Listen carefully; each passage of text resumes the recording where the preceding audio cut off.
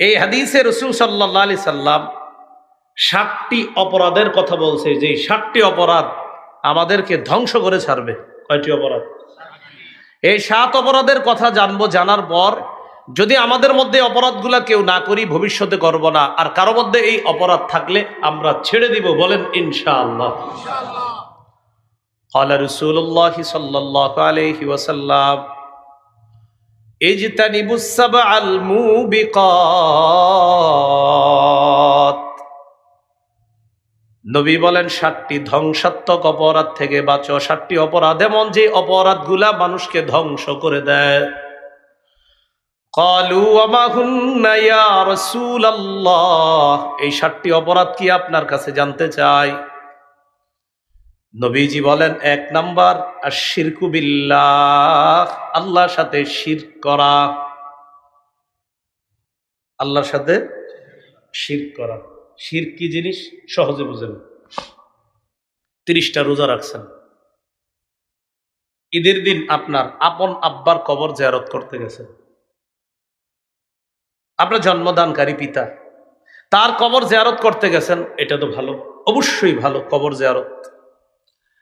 আপনার বাবার কবরও জিয়ারত করার শেষ করার পর আরেক আব্বার কবর জিয়ারত করতে গেছেন। কথার কথা, আরেক আব্বা বলতে আমরা অনেক সময় অনেককে বাবা বলে সম্বোধন করি, হতে পারে যে উনি আমার বাবার বয়সী, উনি আমার শ্রদ্ধেয় বাবার মতো। তো এরকম আরেকজনের কবর জিয়ারত করতে গেলেন, এটাও খারাপ না, কবর জিয়ারত খারাপ না, এটা অবশ্যই ভালো। কিন্তু কবর জিয়ারত করতে গিয়ে আশেপাশে তাকাইলেন, তাকায় দেখলেন কেউ নাই, তখন ছোট্ট করে একটা সিজদা দিছেন কবরে। কি করছেন? কেউ দেখে নাই আপনারে, তো না দেখলে কি হয়েছে? কে দেখছে? আল্লাহ। যিনি আপনার রমজানের 30টা রোজার প্রতিদান দিতেন তিনি দেখে ফেলছে, অতএব শেষ, সব শেষ। সূরা জুমারের 65 নম্বর আয়াতে আল্লাহ বলেন, আয়াতটা একটু মনে রাখবেন, সবাইকে আয়াতের দাওয়াতটা দিয়ে দিবেন। সূরা জুমার 65, সূরা জুমার 65। ওয়ালাকাদ উহিয়া ইলাইকা ওয়া ইলাল্লাযীনা মিন ক্বাবলিক লাইন আশরাকতা লায়াহবাতান্না আমালুকা ওয়া লাতাকুনান্না মিনাল খাসিরিন। নবী, আপনার প্রতি আপনার পূর্ববর্তীদের প্রতি এই মর্মে ওহী প্রেরণ করা হয়েছে, যদি আপনি শিরক করেন আপনার আমলনামা বরবাদ। যদি আপনি শিরক করেন, নবী যদি আপনি শিরক করেন, অবশ্যই অবশ্যই আপনার আমলনামা সব নষ্ট হয়ে যাবে। নবীদের আমলের শেষ নাই, আমাদের তো আমলই নাই। তো নবীকে আল্লাহ বলতেছে শিরক করলে সব বরবাদ। তাহলে কয়টি অপরাধ জানি আমাদেরকে ধ্বংস করে? 7টি। 1 নাম্বার শিরক। 2 নাম্বার ওয়াসসিহরু, জাদু করা। এক মহামারী দেখা দিছে এখন। একটা ছেলে আরেকটা মেয়ের সাথে প্রেম করছে, তো বিয়ে হয় নাই, এখন এই মেয়ের জাদু টোনা কইরা তার বিয়ে বন্ধ করে রাখে। এই কাজ করবেন না, আপনার তাকদীরে নাই, তাই আপনি এই মেয়েকে পান নাই। আল্লাহ তো লিখে রাখছে কার সাথে কার বিয়ে হবে, আপনি কেন জোর করে আর পরে তাকে বিয়ে করতে চান? উল্টা তারে তো বিয়ে করেন না, তারেও জাদু করে নষ্ট করে দিতে চাচ্ছেন, তার পুরো পরিবারটাকে আপনি জাদুর মাধ্যমে পুরাই ধ্বংস করে দিতে চাচ্ছেন। এগুলো হারাম, এগুলা ঠিক না। যে ঘরে এই সমস্যা আছে নিয়মিত সূরা বাকারা পড়বেন, নিয়মিত সূরা বাকারা পড়বেন, যদি একটু বড় সূরাটা। এরপরও এই জাতীয় ঝামেলা থাকলে, যদি দেখেন কোনো ঘরে জাদু টোনার আশঙ্কা আছে, মেয়েটার বিয়ে হচ্ছে না, আর আপনাদের মনে হচ্ছে কুফুর করছে, জাদু করছে, সূরা বাকারা পড়বেন। রাসূলুল্লাহ সাল্লাল্লাহু আলাইহি সাল্লাম বলেছেন লা তাসতাতিউহাল বাতালা, সূরা বাকারার সাথে জাদুকররা, গণকরা মোকাবেলা করে পারে না। যেই ঘরে সূরা বাকারা তেলাওয়াত করা হবে, ওই ঘরে কাউকে যদি জাদুকারীরা ক্ষতি করতে চায় তাও পারবে না ইনশাআল্লাহ। তাহলে 2 নাম্বার জাদু করা। জাদু আমরা কাউকে করব না, আমাদেরকেও যেন কেউ জাদু করতে না পারে, তাই বলেন সবাই তাই। ফজরের পর 3 বার কুল হু আল্লাহ, 3 বার কুল আউযু বিরাব্বিল ফালাক, 3 বার নাস। তাহলে 3টা সূরা কয়বার করে? 3 বার, 9 বার পড়ব। পরে এই যে দেখেন শুধু সামনের দিকে এভাবে, আপনি ফু না দিলেও কিচ্ছু হবে না, বাকি ঘুমের সময় ফু দিবেন। ঘুমের আগে আমলটা যখন করবেন তখন হাতে ফু দিবেন, এইভাবে ফু দিয়ে এই সামনের অংশটা এইভাবে মুছে দিবেন, সামনের অংশ। তাহলে ফজরের পরে 3 বার কুল হু আল্লাহ, 3 বার ফালাক, 3 বার নাস। জোহরের পরে কুল হু আল্লাহ 1 বার, ফালাক 1 বার, নাস 1 বার। আসরের পরে কুল হু আল্লাহ 1 বার, ফালাক 1 বার, নাস 1 বার। মাগরিবের পরে কুল হু আল্লাহ 3 বার, ফালাক 3 বার, নাস 3 বার। এশার পরে কুল হু আল্লাহ 1 বার, ফালাক 1 বার, নাস 1 বার। বুঝে থাকলে একটু জ্ঞান খাটায় বলে দেন তো, ফজরের পরে কয়বার কয়বার, মাগরিবের পরে কয়বার কয়বার, আর বাকি 3 ওয়াক্তের পরে কয়বার কয়বার, 1 বার। মাশাআল্লাহ। আল্লাহ মনে রেখে প্রতিদিন একদম কালকে ফজর থেকে একদিনও যেন না ভুল হয়, আমরা আমল করার চেষ্টা করবো ইনশাআল্লাহ। কয়টি অপরাধ ধ্বংস করে? 7টি। 1 নাম্বার শিরক, 2 নাম্বার জাদু, 3 নাম্বার ওয়াকাতলুন নাফসিল্লাতী হারামাল্লাহু ইল্লা বিল হক, অন্যায়ভাবে কাউকে হত্যা করা। নাসাইর বর্ণনায় আল্লাহ নবী বলেন, মান কাতালা উসফুরান আবাসা আজ্জা ইলাল্লাহি ইয়াউমাল কিয়ামাহ। দুনিয়ার মধ্যে কেউ যদি একটা চড়ুই পাখিকে অনর্থক হত্যা করে, চড়ুই পাখিকে অনর্থক হত্যা, আর আপনি বলতে পারেন হুজুর আমি তো খাই, খাওয়ার হত্যা এক না, বেচারা গাছে বসে রয়েছে, আপনারা 2 বন্ধু রাস্তা দিয়ে যেতে যেতে গুলাল মারছেন চড়ুই পাখিরে, এই দেখ আমার হাত কতটা মজবুত, চড়ুই পাখির গায়ে লাগছে, মরে গেছে। নবী বলেন কিয়ামতের ময়দানে ওই চড়ুই পাখি হত্যাকারীর বিরুদ্ধে মামলা করে বলবে, আল্লাহ এই ব্যক্তি কতালানি আবাসা, অনর্থক আমাকে হত্যা করেছে, ওয়ালাম ইয়াকতুলনি লিমান ফাআ, কোনো উপকারে আমাকে হত্যা করে নাই। মাবুদ যদি আমাকে হালাল পদ্ধতিতে জবাই করে খাইতো তাহলে ঠিক ছিল, কিন্তু এই ব্যক্তি আমাকে অনর্থক হত্যা করেছে, আমি বিচার চাই। চড়ুই পাখি, তাহলে মানুষ মারলে কি? তাহলে হত্যা দুনিয়া বরবাদ, আখিরাত বরবাদ। 4 নাম্বারটা বলি, যদিও আপনাদের এলাকায় হয়তো এটা অপরিচিত, তারপরে বলি, কিন্তু ভবিষ্যতে কখনো হইলে আমরা এটা বর্জন করব, বলেন ইনশাআল্লাহ। বলবো 4 নাম্বারটা, ওয়া আকলুর রিবা, সুদ খাওয়া।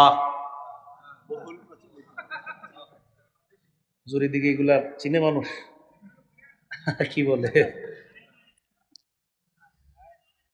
4 নাম্বার সুদ খাওয়া, এটা দুনিয়া বরবাদ করে, আখিরাত বরবাদ করে।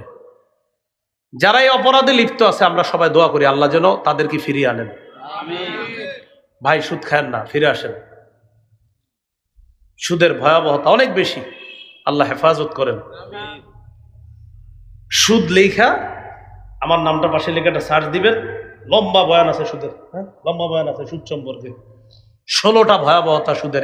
এক বয়ানে 12টা, আরেক বয়ানে বলছি 16টা। তো 16টা যেখানে বলছি ওইটাই শুনেন, ওইটা বিস্তারিত আলোচনা। এগুলো আপনার 4 নাম্বার।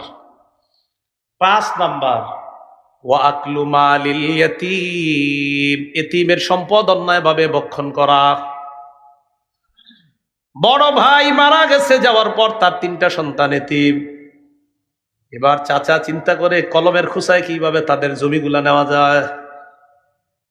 ও আকলু মালিল ইয়াতীম, এতিমের সম্পদ অন্যায়ভাবে ভক্ষণ করা।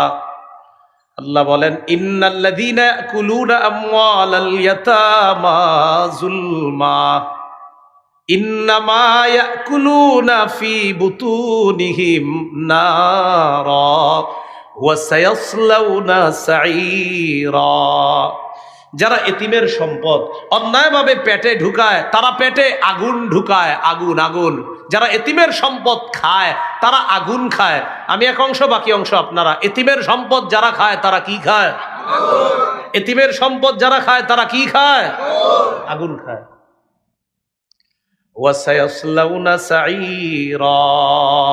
পরকালে এরা প্রজ্বলিত আগুনে প্রবেশ করবে, জাহান্নামে প্রবেশ করবে। আল্লাহ আমাদেরকে হেফাজত করেন। 6 নাম্বার ওয়াত্তাওয়াল্লি ইয়াউমাজ যাহফি, জিহাদের ময়দান থেকে পলায়ন করা। আল্লাহ যদি কখনো জিহাদের সুযোগ দেয়, ইনশাআল্লাহ আমরা স্বতঃস্ফূর্ত অংশগ্রহণ করব, পলায়ন করব না। নিয়ত আছে নি? ইনশাআল্লাহর আওয়াজ আসতে হবে। তাহলে একটা হাদিস শোনাই, তাহলে আওয়াজটা বাড়বে। ক্বালা রাসূলুল্লাহ সাল্লাল্লাহু আলাইহি ওয়াসাল্লাম, মান মাতা ওয়া লাম ইউজাহিদ আও লাম ইউহাদ্দিস ফি নাফসিহি মাতা আলা শু'বাতিন মিনান নিফাক। যে ব্যক্তি মারা যায় কিন্তু জিহাদ করলো না, অথবা জিহাদের সংকল্প রাখলো না, যে ব্যক্তি মারা যায় জিহাদ করলো না অথবা জিহাদের সংকল্প রাখলো না, সে নেফাকি মৃত্যুবরণ করবে। কি মৃত্যুবরণ? মুনাফিকি মৃত্যুবরণ। জিহাদের নিয়ত থাকতে হবে। জিহাদ মানি, বলেন সবাই, জিহাদ মানি সন্ত্রাস নির্মূল করা। বলেন জিহাদ মানি সন্ত্রাস নির্মূল করা। জিহাদ আর সন্ত্রাস সম্পূর্ণ আলাদা। সন্ত্রাস অপবিত্র, জিহাদ পবিত্র। এবার আপনারা বলবেন জিহাদ আর সন্ত্রাস সম্পূর্ণ আলাদা, জিহাদ পবিত্র, সন্ত্রাস অপবিত্র। এই কথাগুলা বেশি বেশি বলে বুঝাতে হবে সবাইকে। তাহলে 6 নাম্বার, জিহাদের ময়দান থেকে পলায়ন করা এটা অপরাধ। 7 নাম্বার, ওয়াকসফুল মুহসানাতিল মুমিনাতিল গাফিলাত, সতীসাদী মুমিন নারীর উপর মিথ্যা অপবাদ দেওয়া। সতীসাদী মুমিন নারীর উপর মিথ্যা অপবাদ। পুকুরের পশ্চিম পারের আব্দুর রহিমের কন্যার বিয়ে ঠিক হয়েছে। তো সাধারণত আমাদের এলাকাগুলার কিছু এলাকা এরকম বদভ্যাস আছে, একজনের মেয়ের বিয়ে ভালো জায়গায় ঠিক হওয়া, পাশের জন সহ্য করে না, হ্যাঁ এত ভালো জায়গায় বিয়ে হইব কেন। বর পক্ষের বাবার ফোন নাম্বার নিয়ে ফোন দেয়, মেয়ের সবকিছু জানছেন? কি শুনলাম বিয়ে, হ্যাঁ আগামী শুক্রবারই তো বিয়ে। তো সব জানছেন নি? জি জানছি তো, মেয়ে এই এই পড়াশোনায়। আর কিছু বলে নাই? না। আর অন্য কিছু বলে নাই? না। কোনো সমস্যার কথা বলে নাই? না। তো ঠিক আছে রাখি। হ্যাঁ কিন্তু কিছু পায়নি, কারণ সমস্যা তো নাই মেয়ের। এই যে একটা কথা বলে রেখে দিছে, ছেলের বাবার মেজাজ মাথাটা কি হবে এখন আপনারা বলেন? কি ঘটনা, কি কি সমস্যা, কি আসলে কি সমস্যা হবে? এই যে আপনি মুমিন একটা মেয়ের উপর একটা অপবাদ লাগাইয়া দিলেন, তাও অপবাদ সুন্দর মতো দিতে পারেন নাই, শুধু শুধু একটা সন্দেহ ঢুকিয়ে দিলেন।